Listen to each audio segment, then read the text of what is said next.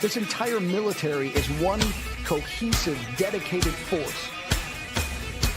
And the threats to our nations, they don't sleep. They're watching our every move. Iran, Russia, China, North Korea, ISIS, Al-Qaeda. They may be watching this right now. Our military should not be mistaken for a cable news gabfest show. We don't care what you look like. We don't care who you voted for, who you worship, what you worship, who you love. It doesn't matter if your dad left you millions when he died or if you knew who your father was. We have been honed into a machine of lethal moving parts that you would be wise to avoid if you know what's good for you. We will not be intimidated. We will not back down. We don't want war. But if you want war with the United States of America, there's one thing I can promise you, so help me God. Someone else will raise your sons and daughters.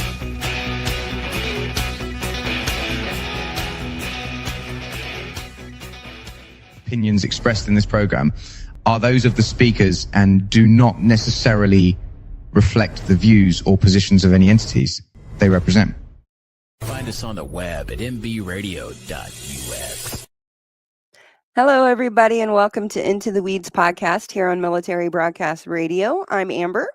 And I'm Alora. Oops. You forgot you needed your mic. Yes, oopsie. Well, thank you, everybody, for joining us today. We have a very interesting show. We're going to talk about Emily Pike, something that I've been following for, since it started. And I wanted to wait until there was a little bit more information, and we've got some more out, so we're going to talk about that today. But we've had a pretty good week. Did you have a pretty good week, Laura? Yeah, I'd say for the most part, it's been really busy. I work in a nursery, and spring has officially sprung. So we've been getting out there, and that's been a lot of work. So adjusting to that. But other than that, I'm having a good time. Yeah, I've been doing a lot of paperwork and FOIA requests and stuff like that. And I actually kind of wanted to talk about that right now while we're live, because I seem to suck really bad at trying to come down here and put a video together to actually explain the FOIA requests. So in case anybody doesn't know, I have been doing the Freedom of Information Act requests for the Nicholas Godejohn Gypsy Blanchard case. And I started in November, and I finally got the first set in January. And that came along with the Greene County report, crime scene photos, the messages from Aaliyah, things like that. So that was the first set that came in. And then the second came in was the second thing that came in was from the DOC. I think Trixie just released it a couple of days ago, maybe even yesterday. I can't remember.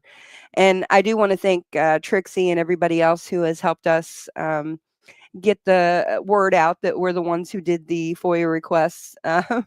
So I got the Greene County report, then I got the Nicholas Godejohn report from the DOC, and then I got the two other Nicholas Godejohn reports separately. And I also have something on Gypsy from the DOC. I've got to look at it more and figure out what it is. And so, yeah, I'm doing that in the background, and I'm also doing other FOIA requests for other people, that has nothing to do with that case. And for the most part, they are free unless you're doing Gypsy Rose. And then it's really expensive. Mm-hmm. So I have actually personally put in for all of the, that would be 4 requests that I've gotten. I've paid a little over $500 every time I go and mail something. It's $10.10.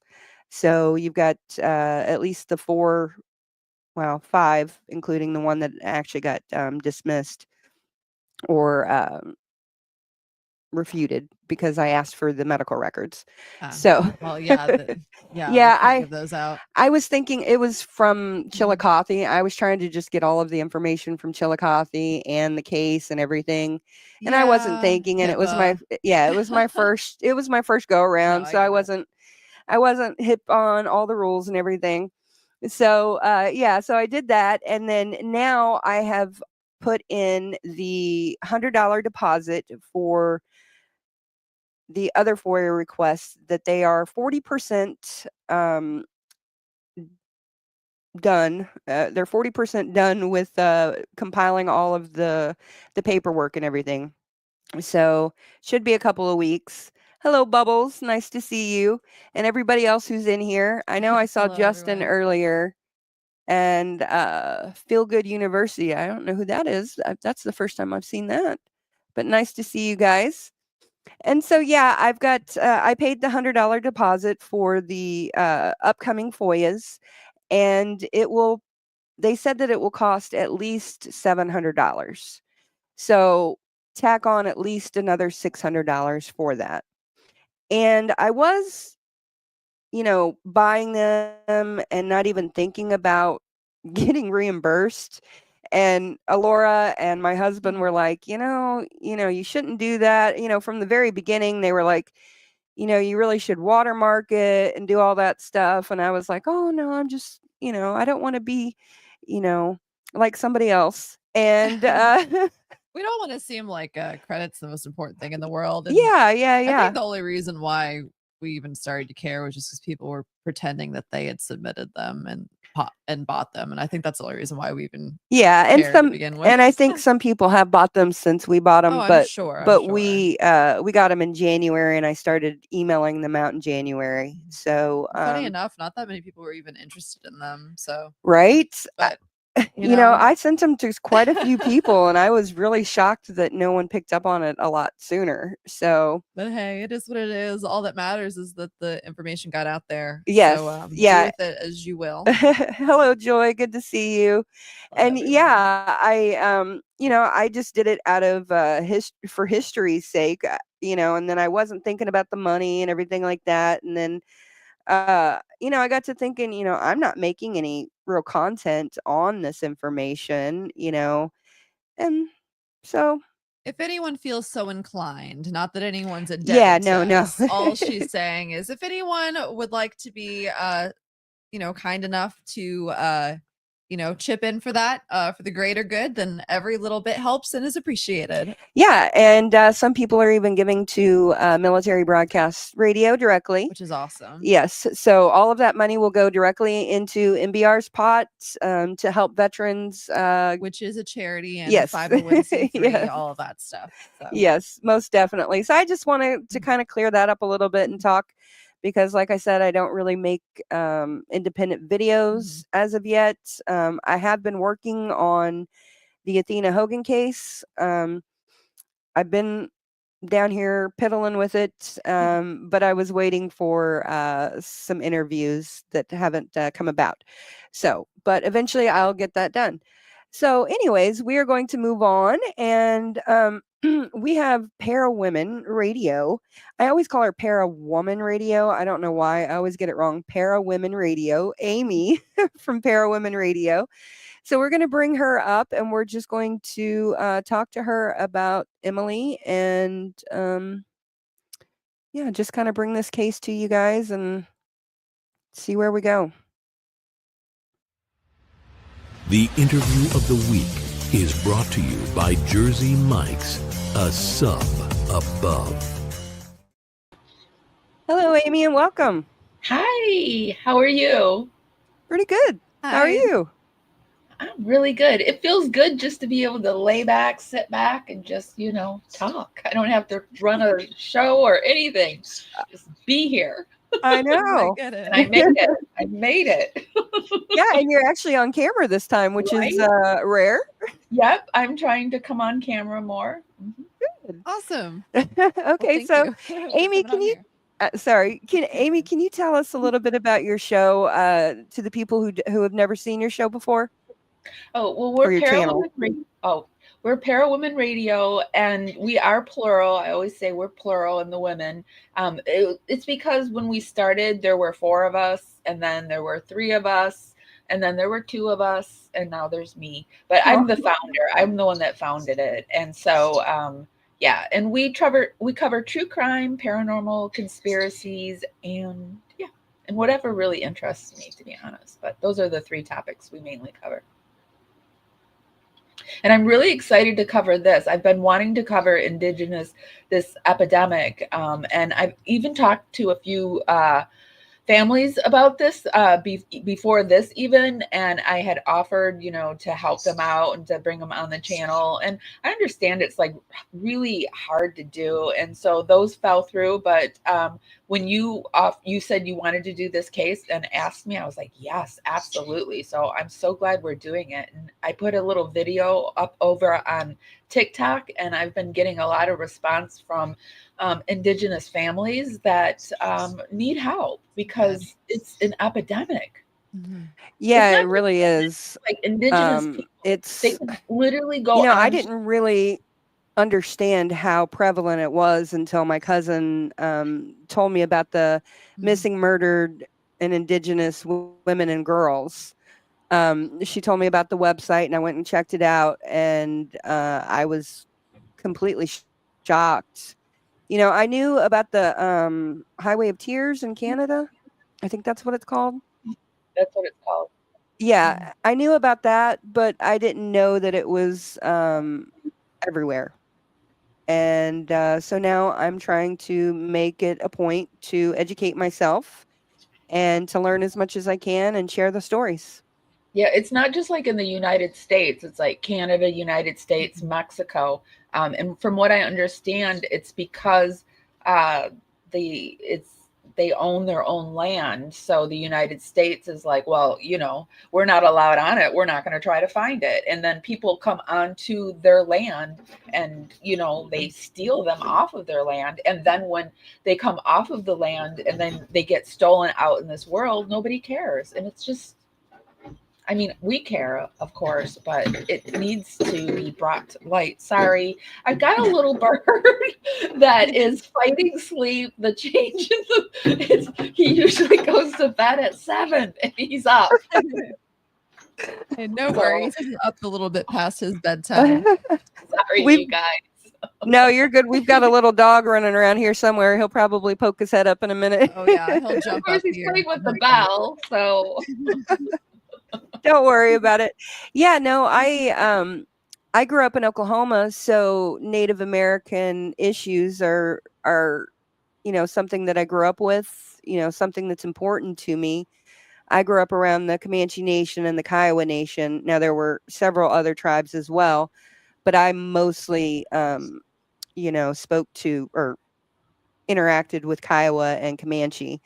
I actually have one of my cousins is Shoshone, and then 2 of my cousins are Kiowa, and so it's pretty interwoven into my life and my history, and so it's something that I definitely want to bring more light to. So I'm gonna present this little thing that I made up. Yeah, and that's great. Yeah, it was just easier for me to get everything in order. So I came down here today to do it. So this is Emily Pike. She's 14 years old, and she went missing from Mesa, Arizona. It's a suburb of Phoenix, Arizona. And she went missing from a group home, and it was actually a group home that was run, I guess, by the tribe. Is that what you got? Yeah, well, she was in custody, tribal custody, and they put her in the group home. And I don't know if it was a tribal group home, but she was in tribal custody. So okay, wow. Yeah, that's something I need to figure out. So, Alora, since you're over on that side, what am I looking at? I want you to start reading off the different things that it says. Like the whole thing? Yeah, just start at the beginning. Yeah. Okay. So it says Emily Pike, a 14-year-old member of the San Carlos Apache tribe, was tragically found deceased February 2025 after being reported missing from a group home in Mesa, Arizona. Below is a detailed timeline of events surrounding her case. Yeah. Okay. So in September 2023, in early September, Emily was hospitalized due to self-harm incidents. September 11th of 2023, Emily and another resident ran away from the group home operated by Sacred Journey in Mesa. They were later found at a local playground and expressed reluctance to return, discomfort with the home's environment. By the way that this is all written out, Sorry. it's very hard to read. Sorry if I'm totally out of frame. Okay. September 20th, Emily was reported missing again, but was located shortly after. She mentioned feeling uneasy due to conflicts between staff and other residents. October 31st, 2023, Emily ran away for the fourth time, but returned later that evening. Staff noted she mentioned being laced, potentially drugged, but did not seek immediate medical attention. On January 27th. Okay, so let's stop there. Okay, so she had been in this place since September of 2023. And she had ran away at least 4 times. So, Amy, you were a social worker, weren't you? Yeah, my first social work job was actually as a case manager for foster care in the Detroit area. Yeah. Okay, so can you kind of tell us a little bit about, what would happen when somebody goes to a place like this, a 14-year-old? Well, okay, so keep in mind this was in the late 90s that I did this. So Yeah.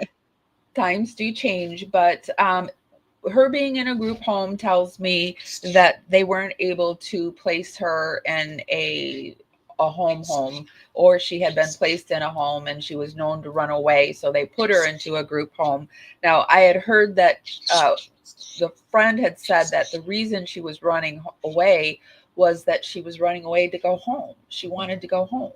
So yeah. Wow. They would have just brought her back to the group home. Our internet froze. I don't know if you're speaking. Oh, no, okay, we're good. Sorry about that. Okay, so yeah, I don't know the situation. I don't know if she if they tried to place her in a foster home or not. I've dealt with a lot of personal experiences with group homes and stuff. Mm-hmm. My mom was in an orphanage like type situation. And then a couple of my cousins have been in foster homes, group homes, things like that, even juvenile detention centers. And so when you have a troubled kid, it's really hard to navigate how to deal with what's going on, depending on. Group home is not the ideal. You want to put them into like homes. And so if she was in a group home, then there was reason why she was in a group home. There was either no homes, or she was running away from a home that's not secured, that she had to be into a group home, or she had behaviors. And it did sound like she had behaviors, but I mean, what child doesn't? Yeah, what teenager doesn't have behaviors? Yeah. And it worries me that like nobody knew she was missing for a while. Mm-hmm. Yeah, they said actually. So we'll just start here. So January 27th of 2020. No, you're fine. No, so January 27th of 2025, 7 p.m. Emily is reportedly left the group home through her bedroom window. 7:45, she was last seen on foot near Mesa Drive and McKellips Road. And I also heard that there was a group at the home at that time, and they were doing some kind of group event with the kids. And so it allowed a distraction for Emily to actually leave the home. Oh yeah. So, okay. It kind of, there was the last case that one of the few last cases that I had before I left. I had this group of boys, these 3 boys, brothers. And I remember I was able to place the 2 brothers because, they were young and just, they hadn't experienced what the oldest brother had experienced, and he was in a group home, and my sole goal was to get him into a home and get him adopted, because being in the group home, he was becoming worse and worse and worse. And I think about that kid to this day, because I did get him into a home before I left, and I just hope that it worked out, because it's heartbreaking.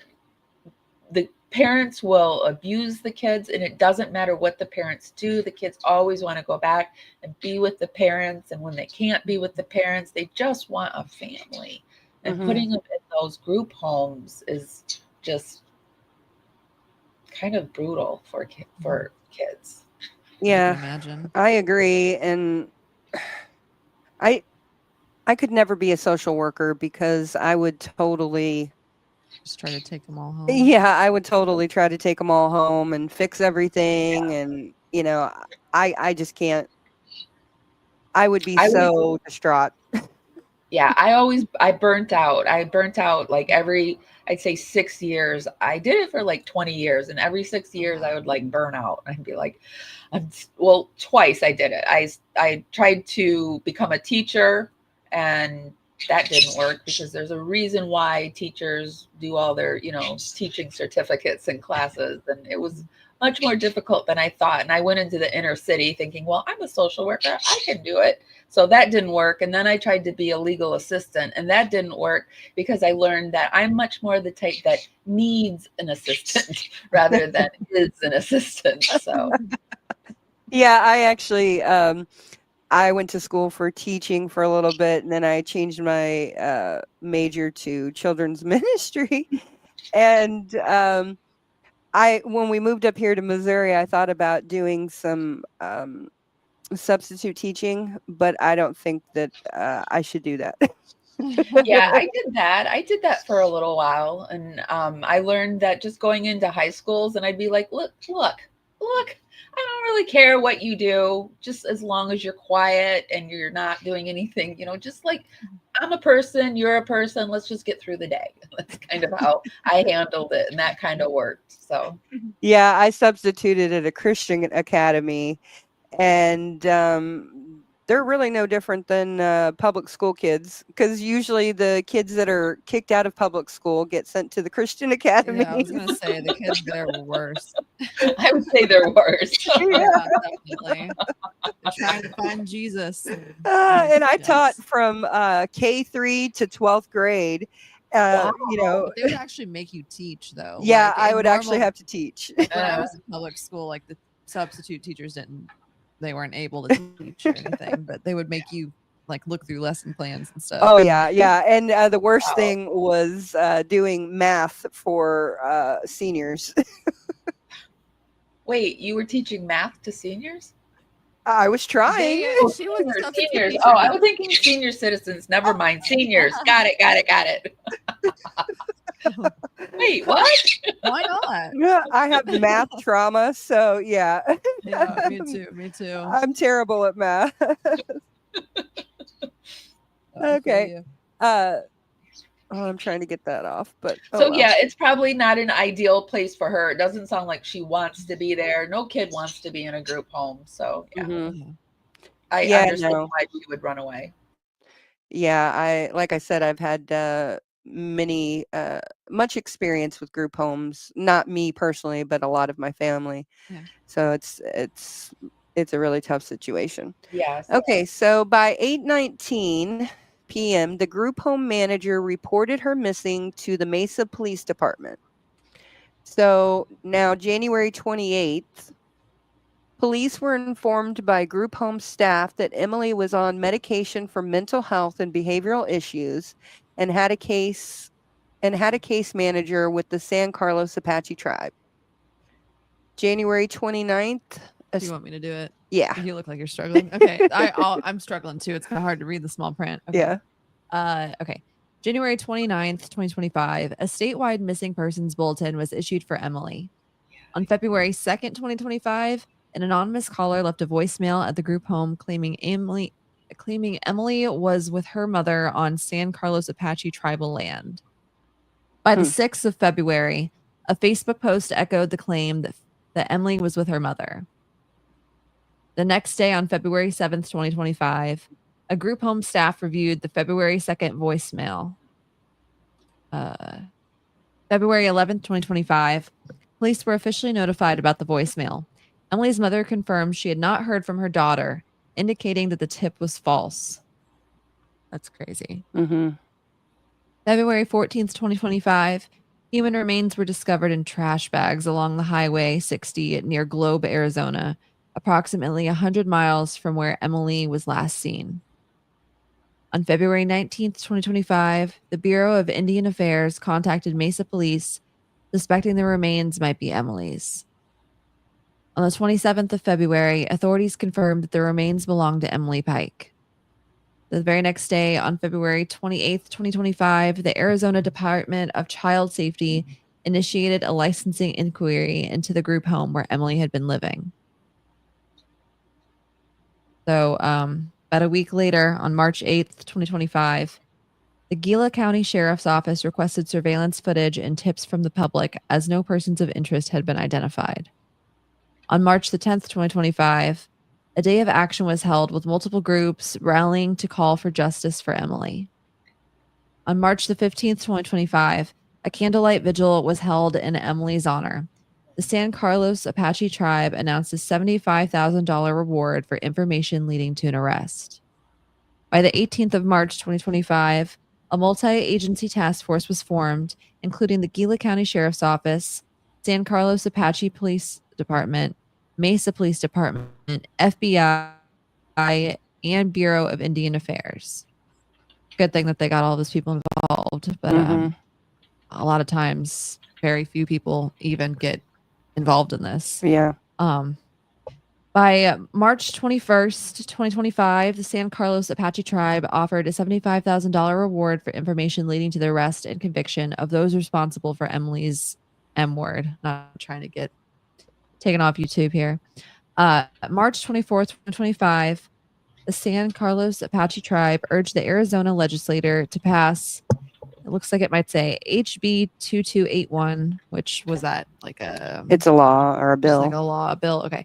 To establish a missing Indigenous person alert system called for stricter group home regulations. Okay. And then the last one on here is March 25th, 2025. A day later, Senate Health and Human Services Committee Chair Karine Werner called for a probe into the Arizona Department of Child Services group home regulations in response to Emily's untimely demise. Yeah. Okay. So we went over a bunch of stuff that happened. Emily was found in 2 trash bags. Wow. So, yeah, I mean, we know what that means. And not all of her was found either. Really? Yeah. Oh. So a lot of people are saying that it might have been, because it was the hands, identifying, Wow. Fingerprints and things like the that. hands or what was missing or what? Yes. Oh, wow. Okay. Yeah. I mean, I can understand the motive or thought process behind that, but that's absolutely terrifying. Yeah. So are they saying what they think happened to her, or do they have any leads or anything? So what I heard on I was watching Grizzly True Crime, and she said that there were the mother had said that there were 3 suspects that the police were looking into. Now I don't know, if that's true or not. We don't really know, but They go into any information about it? No. No, they don't know if it's somebody from the tribe or from outside of the outside of the tribe. Chances are, if she made it home, it was somebody from the tribe. If she didn't make it home, then it was probably not somebody from the tribe. So, Allegedly. allegedly. Now, so Chris McDonough from the Interview Room, he actually is live right now, I believe, talking about Emily's case. And he has actually gone out to the scene. He's spoken to people. And he actually started something called Operation Lady Liberty or something like that, where they train Native American detectives in this kind of investigation. They're actually teaching them how to tackle cold cases and homicides and things like that. So I'm hoping with him being involved that some things will get accomplished. So hopefully. I see over here I was looking up some things on her, and I see that she was taking some mental health medications. She had some behavioral and mental health.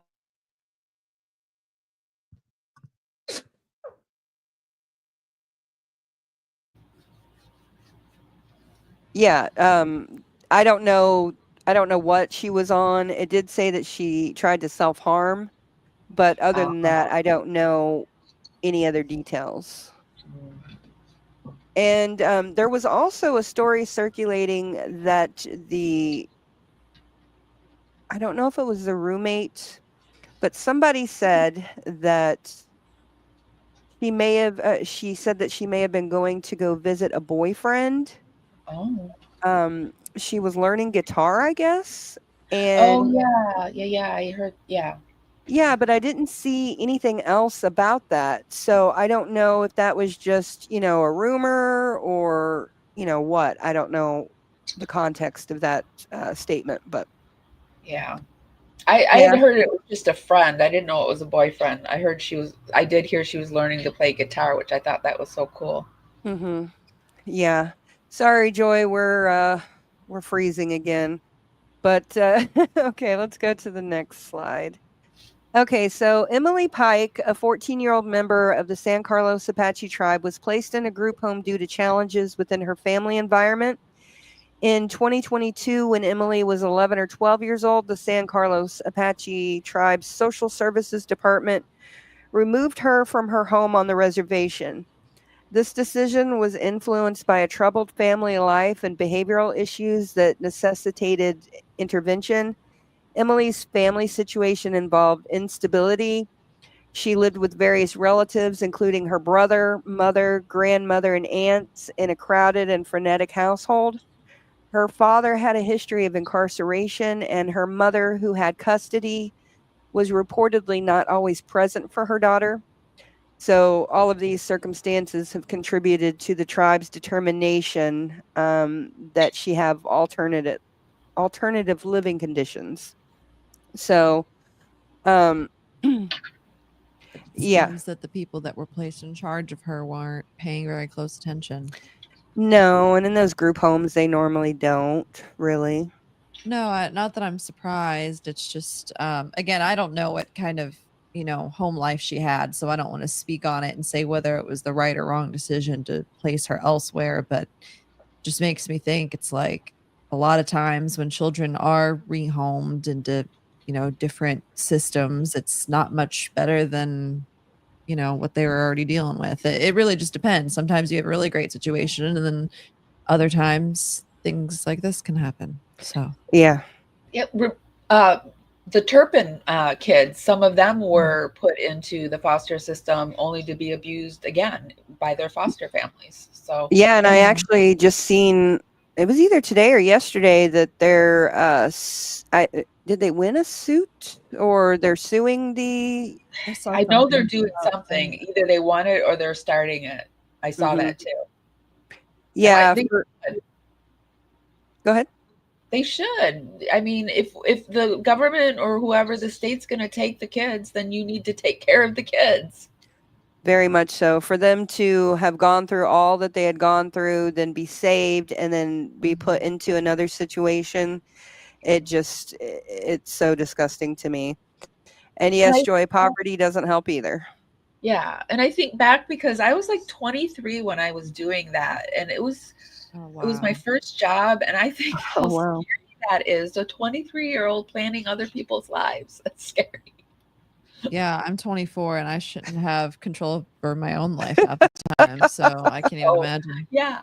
Yeah. I think back to those days and I'm like, ooh, glad and I was going to the Jeffries projects and just in the Detroit area. And I'm just like, what was I thinking? But anyway. Okay. Yeah, no, like I said before, I just could not do that kind of work. I would really want everybody to come home with me, and I would probably cry all night long. Yeah. Okay. I think it gives me fibromyalgia. I think it's one of the reasons I have the autoimmunes. It really stressed me out. Stress, okay. I can imagine. Not just that, because then I moved over and I did the domestic, and I did other areas of social work, and they're all stressful. So. Mm-hmm. Yeah, I have fibromyalgia and undifferentiated connective tissue disease. So I don't even know what that is, but neither do they. I've heard of it's. Yeah, I think it's where. Do you have stretchy skin and? No, it's just I get fevers. I would get rashes and different things like that, and so they just didn't know what was going on. I mean, I would have like 103 fever out of nowhere and not be sick, and so that's how they autoimmune. Yeah, they thought I had cancer for a little while, and then they did some bone marrow biopsies, which they messed up on, and that sucked really bad. Ooh, I can't even imagine. Oh. So, yeah, but I didn't have it. Oh, well, good. That's good. Yes. Fingers crossed for the future. Okay, so Emily Pike's mother, Steph Docella, I'm going to say Docella, Steph Docella, has shared heartfelt reflections on her daughter's life and the profound grief following her tragic death, describing Emily as a very happy and kind person. She highlighted her daughter's passion for art, noting she loved painting, she loved art, and she loved to draw. Expressing the depth of her sorrow, Docella questioned, "Why did it go that far? She was just an innocent. She was a baby." She further conveyed the pain, stating, "It's pain that I hope no other mother would go through." In a message to her late daughter, Docella affirmed, "You'll never be forgotten. I love you," adding, "Until we meet again, rest in peace." So this underscores the profound loss. Yeah, it's tragic. I don't know how anyone could do that to anybody, let alone just likely a stranger. We don't know, but yeah, a little girl. I know, and do anything. We've been. Hey, Justin, it's good to see you. Yeah, we've been following Aubrey Wu's case. She's another 14-year-old girl who went missing, a runaway. And God, I really hope that it doesn't turn out like this. I really, really pray. God. Yeah, I'm trying to see because I see here it says the San Carlos Apache tribe wants state leaders to launch an investigation and implement stricter regulations for state licensed residential group homes that serve children after a tribal teen ran away. And then it says at the time of her disappearance, she lived in a group home in Mesa. The San Carlos Tribe's Social Service Department placed her at Sacred Journey, Inc., a residential child care center. So it sounds like she was placed in just like a regular residential, because I know when I worked as a social worker, I was contracted through, I worked under Lutheran Social Services, and the state contracted me through Lutheran Social Services, and I had to answer to another social worker above me at the state. So it sounds like it was maybe one of those things where they put them in a home that was contracted through them. So it wasn't just a tribal home. It was just a normal home. Yeah, that's what it sounds like. It says in 2023, Emily was placed at Sacred Journey Incorporated, a residential child care center in Mesa. This placement aimed to provide her with a structured environment to address her behavioral and mental health needs. Emily had a history of running away from the group home with multiple incidents reported. And like we said before, she expressed dissatisfaction with the group home's condition, citing frequent arguments between staff and other juveniles, and voiced a desire to return or to not return. And it says here too that I've got a fruit fly flying around me. That over in the last 3 years, over 30 children have run away from that group home. 30. Yes, yes. And let's see, we've got statistics on that. Wow. In the 3 years preceding Emily's disappearance, approximately 30 children were reported as runaways from the same group home. However, all of these children have been located and accounted for. The only remaining open case involves a girl nearing her 18th birthday whose whereabouts are known, and she is reportedly safe. Given this information, there are currently no children from the group home aside from Emily Pike who were concerned as missing. And then Veronica Cruz is the girl. She was a 17-year-old, was reported missing from the same Mesa group home on May 18th, 2024. She was last seen around 4:55 p.m. that day and may have traveled to areas such as Casa Grande or Eloy. The group home CEO has stated that Veronica is safe, although she does not know her exact location or who she is with. And how can you verify that she's safe? Yeah. Veronica is approaching her 18th birthday, and there is an indication that she fears being taken into custody by the Department of Child Safety if she comes forward before then. Mesa Police Department continues to classify Veronica as a missing person.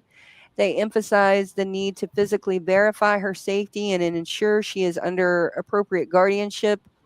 Authorities encourage anyone with information about her whereabouts to contact them to assist in confirming her well-being. So they're saying she's fine in one hand and then saying they don't know where she is and can't verify it. Yeah, I can't. It's one or the other. And they don't have an Amber Alert system on the reservation either, which is insane. Yeah, and actually, I didn't know that either. They don't have an Amber Alert or a Silver Alert or anything like that. This is where the San Carlos Reservation is. Oh. Phoenix is right here. Flagstaff is up here. So I used to live in the Phoenix area for a few months when I was in high school. Quiet. Wow. Huh. Yeah. Have you been on the this right here, this picture here is taken from a screenshot of Chris McDonough's video that he did on Emily Pike. Uh-huh. This is actually a reservation. I'm sorry, what? Have you been on this reservation?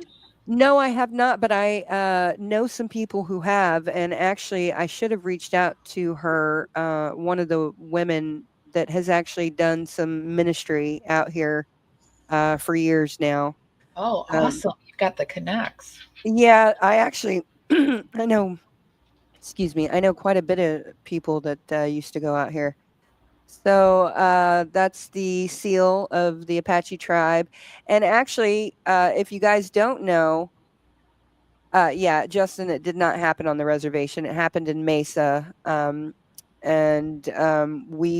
We don't know where she ended up. We know that she left Mesa and was headed home, but we don't know where she ended up. But they think that she got into a vehicle at the intersection that she was last seen at. So this is just some of the people. And this is actually a history of the reservation. And if you guys don't know, Geronimo was actually part of this tribe. He was a Chiricahua Apache. He was from that band. So and Geronimo lived out his last days in Fort Sill, Oklahoma, where I'm from, and he's buried out there at Fort Sill. So the Chiricahua. Are they the ones that were forced on the Trail of Tears? So So the Apache, I don't know. no, I don't don't know. think the Apache were actually. Yeah, I think the Apache were. I don't know. I don't know my indigenous stuff that well. yeah, I know that the Apache, is from the Arizona and Plains area. They stretch quite a ways, but Geronimo was definitely from the Chiricahua tribe, and he was a very, very interesting guy. Definitely go do some research on him. Uh, Justin, it says, I don't believe she left on foot. I believe the house manager took her, and I believe she isn't his first. I Yeah, allegedly, Justin. Definitely. allegedly, I don't know anything about it. Yeah, so but I don't want to speak on it. I But I mean, yeah, shady I things don't have happened know. for sure. I don't know, but Justin, I would love if you could go to my bio and find my email, and if you have any information about that, please send it to me. It's intotheweeds at mbradio.us. And Joyce says, I love Geronimo's story. Visited Oh his grave at wow. Fort Sill. Yeah, Yeah, we visited that. yeah, we've visited there, and Quanah Parker. Quanah Who- Parker is actually somebody I really, really find and who fascinating. 1980 millennial painted a portrait of for you. Yes, So. yes, I'm very excited to get it. And if anyone's interested, 1980 did a whole video about it and talking about Quanah Parker and his story as well. Okay, so Justin says Geronimo is actually a Greek word. His sister was a seer like me. Okay. Well, it says that the Apache were not involved in the Trail of Tears. However, some Apache, including Geronimo and other Apache men, were later imprisoned and transported to the east as prisoners of war, including being held at Fort Pickens and Fort Marion in Florida. Yep. Wow. Yeah, actually, I forgot that Geronimo did spend some time in Florida. I completely didn't know forgot that. about that. Yeah, and there's a cell there at Fort Sill that Geronimo stayed in. Now, supposedly, he bent the bars, and he was like 80 something years old when he did it. I don't know if that's true or not. But the bars are bent. Yeah, the bars So. are bent, and you can see where he was pacing back and forth for years. So it's very interesting. That is interesting. Okay. And yeah, it's just horrible what they did to him. But okay, so support for legislative measures. The tribe supports initiatives like House Bill 2281, aimed at creating an alert system for missing Indigenous persons, enhancing coordination and response times in such cases. These efforts underscore the tribe's commitment to addressing systematic issues contributing to the vulnerability of its members and seeking justice for those affected by unresolved cases. Arizona Bill 2281 introduces the Missing Indigenous or Endangered Persons Alert System, designed to address gaps in existing alert mechanisms like Amber and Silver alerts. And like you said, there are no Amber or Silver alerts on reservations, which just blows my mind. I don't even know. I mean, I get that they're separate, but you would have thought that they would have implemented that. So I'm just. Yeah, I'm shocked, but I think at a it's loss. because they don't let the FBI on the land, and so I think it had something to do with that. But I'm not sure. I think it's interesting too, because you know how we were stealing the Indigenous children and putting them in our own system, our own education system. Like 1923 is showing a lot of it right now, and I just June. I just feel like the bird should be in bed. But no, I just feel like the families must be like, to have your child taken from you. They have such trauma from that happening to them anyway, them being stolen. They would come onto their land and they would take their children and put them in these group homes basically and say they were teaching them, educating them and teaching them how to be civilized beings. And there's a Canadian TV show, I forget what the name of it is, but she was stolen like that. And it's a really good something bird, free bird. I don't know. But I mean, this must be so traumatic for the family, because she was basically taken and put into this home, and now she's gone. And we don't have any kind of Amber Alert or anything to try to help them. Now, I had heard that they did have they had fought and they had just passed, and they had gotten the silver alert passed. I thought so, but don't quote me on that. And now they're fighting for the Amber. So, but I'm not sure. Yeah, I'll have to look that up. But it says existing alerts require specific conditions such as confirmed abduction, amber, or cognitive impairment for silver. The bill allows alerts when an indigenous or endangered person goes missing under unexplained or suspicious circumstances, and law enforcement believes the individual is in danger or with a potentially dangerous person. Now, I think that they should do this for all runaways, honestly. Yeah. I hate to cramp the style of the runaways, because we've all been there. We've all, gotten upset and wanted to leave or whatever sometimes. I packed a bag one time and I got like halfway down the road and was like, you know what, this is stupid. It's going to be cold tonight. I don't what am I going to sit on a bench? I'm afraid of my own shadow. Anyway, sorry, that was an inappropriate time to bring that up. My bad. Sorry. No, you're good. Anyway, yeah. I'm a Gen Xer, so when I would try to run away, my mom would be like, okay. But like one time I packed my Barbie bag. I was going to run away, and I was outside, and she sent my brother to tell me that I wasn't allowed to cross the street. I could go, but I wasn't allowed to cross the street. And I'm like, this ruins it. Yeah, I remember actually standing on the front porch with an old milk crate full of my stuff, and I was telling my mom I was leaving. Your mom was probably like, okay, bye. Yeah, well, my mom. You're probably one of the older millennials, so yeah, I'm sure your mom said the same thing my mom said. Don't let the door hit you on the butt. Don't cross the busy street. Yeah, I'm Gen X. I was born in 79. Okay. Barely. Yeah. Like at the cutoff. Okay, so up to the 70s, you can find old newspapers advertising indigenous children for sale for $10 by the Catholic Church. I believe that. I really do. Yep. That just breaks my heart. It is. It's heartbreaking. The 70s. Wow. The archivist read. I can't even.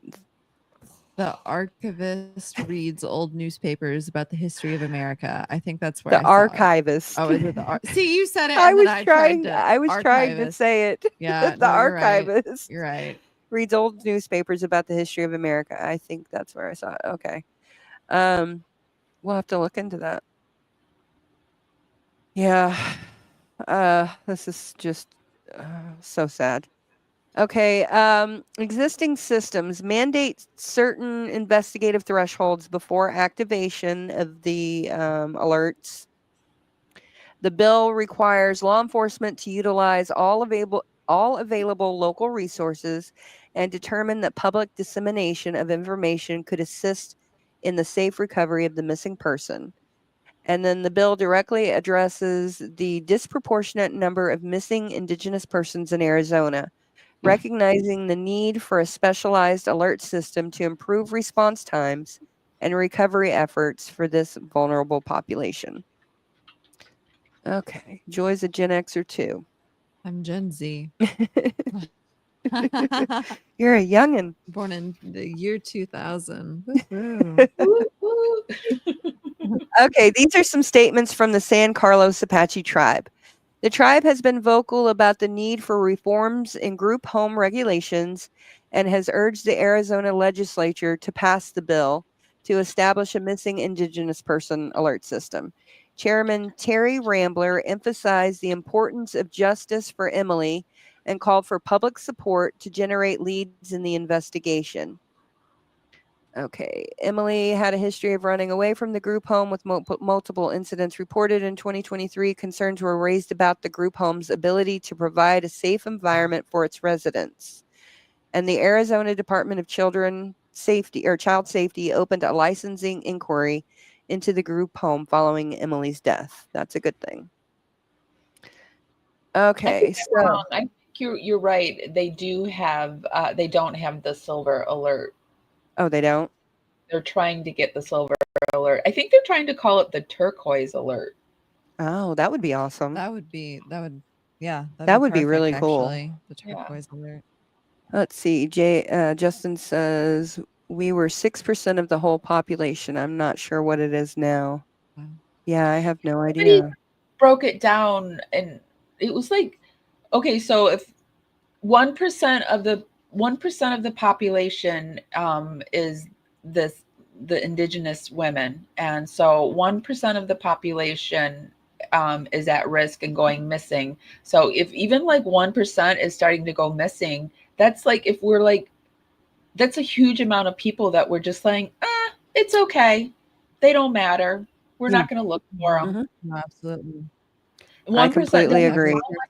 But the numbers, when they were saying like, if there's like billions, if there's billions of people in the world, it's still in the millions of people that are going missing and we're not caring about. So that's a lot of people. Yeah, it really is. And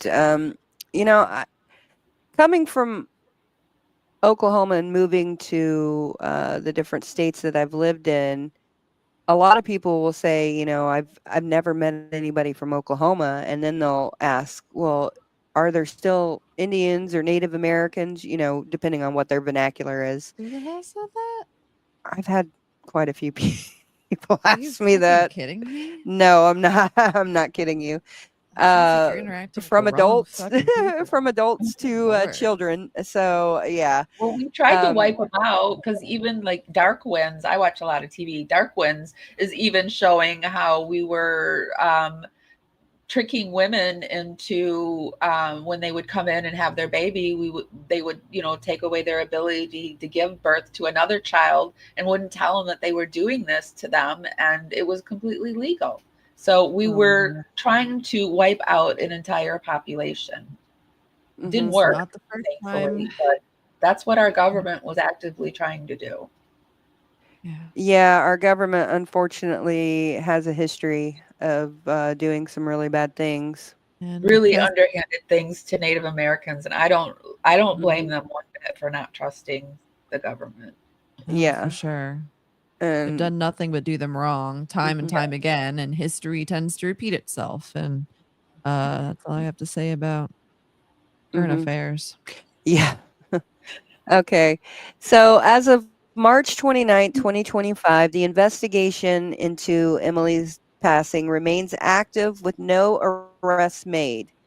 Authorities continue to analyze evidence, follow leads, and seek information from the public to bring justice for Emily Pike.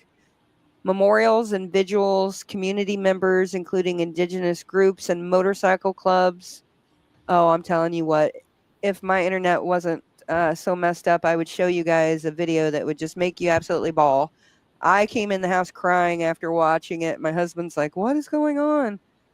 These motorcycle, these guys in an MC. I can't remember what the name of the MC was, but they escorted Emily's hearse from the funeral home to her home on the reservation to lie in wake. I think I could share it. Yeah, No, I think I can share it on my end. You want me to try? It was definitely. I can share it on my end. You want me to try to find it and share it? Yeah. Please do that. What is it? Yeah. It's a motorcycle funeral service. Yeah. MC escorts Emily Pike. Oh wait, I think I found it. Let me see if it'll let me share.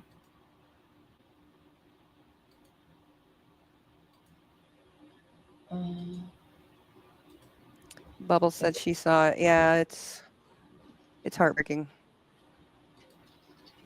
Let me see. I gotta add it. think you have to stop sharing what you're sharing so I can Okay. get mine up there. I'm not sure though. Okay, I think it's up there, but I can't see it, so I don't know what's going on. Are you sharing what you're sharing still? I removed it. I added yours. Hit remove for a second. Yeah, let and me just remove see it. if she can do Okay, anything. there you go. It still is showing yours up on the screen. Oh, really? Oh, wait, now it's not 'Cause it's showing not- anything up on the Oh. screen. Go Let ahead me and try click one on more stage time. again. Oh,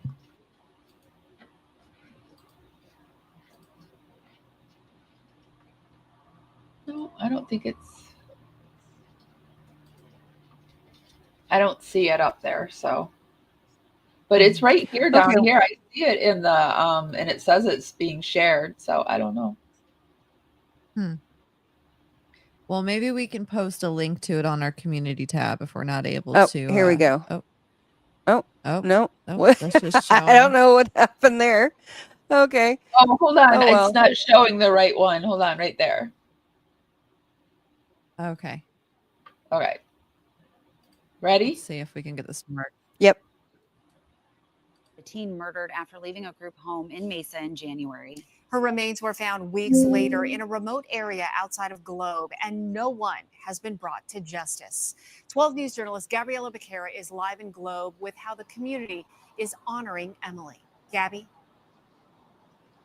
Well, Tram, Rachel, dozens of motorcyclists left here just about an hour ago, escorting the hearse and the family of 14-year-old Emily Pike from the mortuary to her home on the San Carlos Apache Reservation. That's where she'll be lying in wake.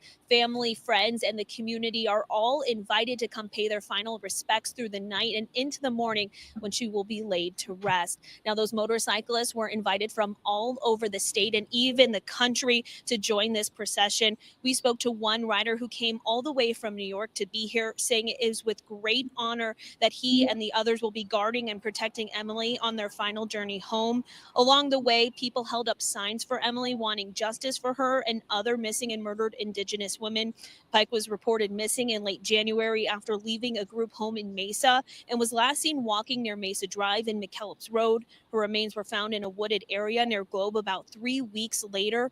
Emily's story has gained attention from around the state and touched many people, and that's why several people showed up today to pay those respects. Oh, it means everything to be here today and to be able to escort her on behalf of the family's request. And so it's a wonderful, heartfelt, but also very heavy-hearted at the same time to be able to do this for her. But we want to do this for her, and we have to do this for her. Several state and federal agencies are investigating Pike's death, including the Gila County Sheriff's Office. There are no... That's the gang. It's nice that they made shirts for her even. I know. Yeah, and the name of that MC was Red Rum. So shout them out if you see them. Yeah, right. Okay. So here are, if it works. Remove it again. Okay. I know, poor Emily. It's so sad. I really would like to know. It seems like Justin keeps saying that he thinks the group home, and this is all our opinion, allegedly for entertainment purposes only. He seems to think that the group home staff, somebody there did something to her. Yeah, you never know. Don't know anything about it, but stranger things have happened for sure.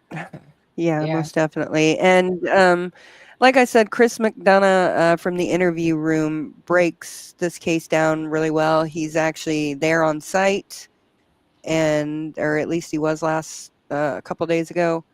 So yeah, please go look at his information. Yeah, Nancy and if Grace you have any information, yeah, Nancy Grace covered it. So it's getting attention. And I think Yeah, I think she's the only mainstream media that has covered it so far. Because people don't care about Indigenous girls, and it's just so sad. Yeah. They don't care. They don't care. I mean, I don't. And then to top it off, she was a runaway as well. And so when you have a runaway, it's like they don't even want to do anything, especially if they've dealt with them before. It's like they just kind of, well, like Aubrey's parents, when we were talking to Aubrey's parents, they said that the police officers showed up at the door and said, "Oh, is Aubrey at it again?" You know, and that's kind of the way that a lot of people, you know, take this kind of stuff.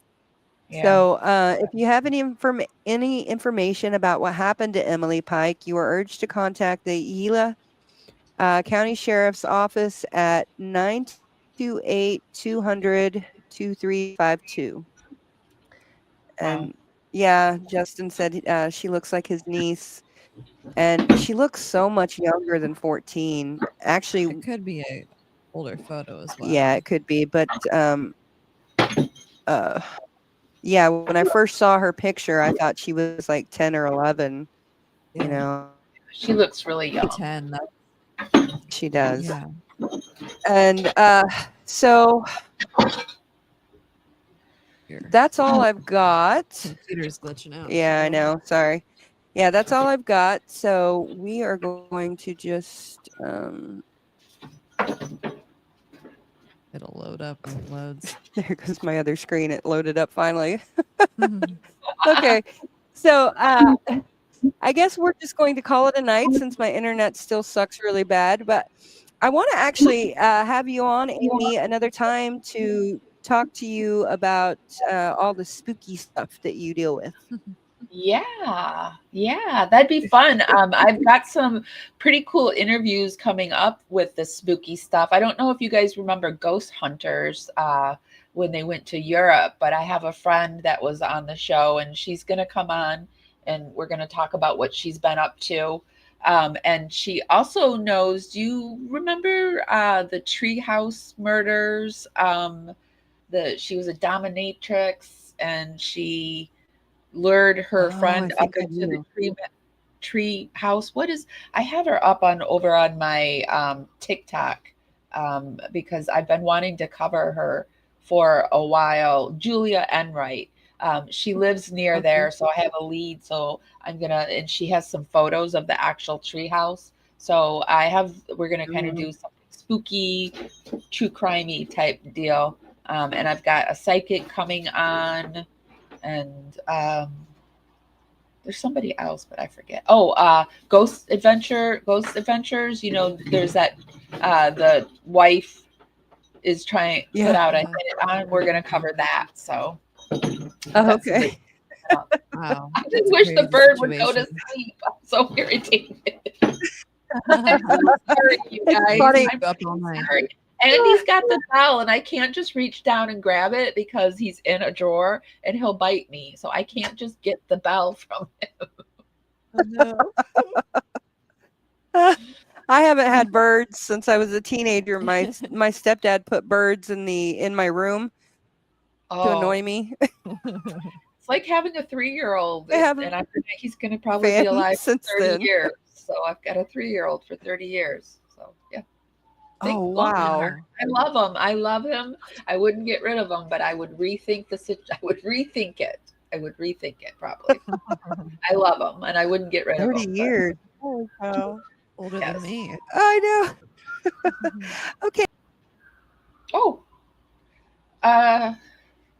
Wasn't expecting that. I think, are we still on? Is it me, or is it just me, or did we get lost with me? What do you think, Susan? I don't know what happened. Do you? I think it's just me. Say hi. We'll stay for just a second to see if they're coming back. And if they're not, then I will sign off. This is the little menace that has been bothering you guys all night. Junebug Cash is his name. Cash is after his dad. Yeah, I just lost my little chihuahua in September, Maybelline, and I grieve her so hard. I had her for 14 years. I got her actually as a social worker. She was one of my clients and dogs, and they weren't taking care of her. I'm from Michigan, and they were keeping her out on the breezeway with no heat for like, I don't know. So I was going to rehome her, and she stayed with me for 14 years. And when I went through everything I went through, she saved me, and I just miss her tremendously. So, yeah, I was actually on the air when it happened, and yeah, I don't know. I don't think they're coming back. So,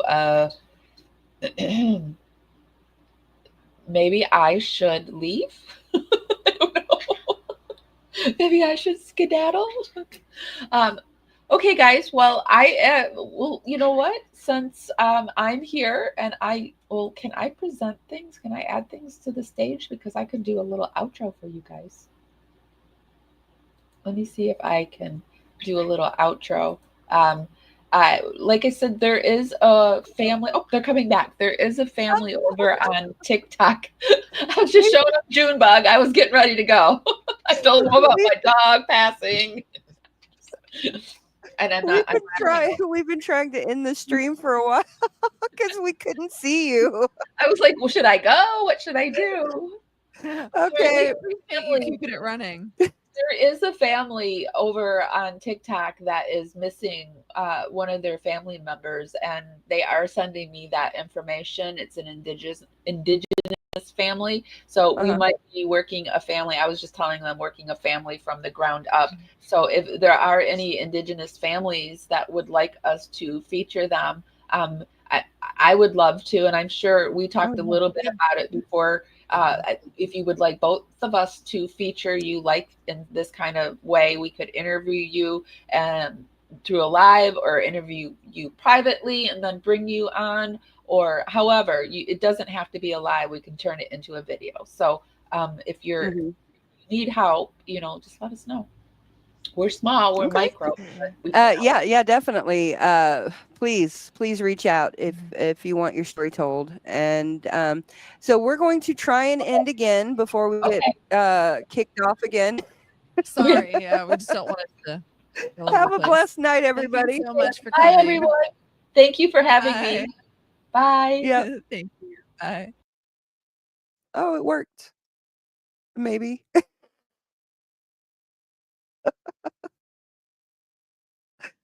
Oh my goodness. Oh. Seems like it. Oh.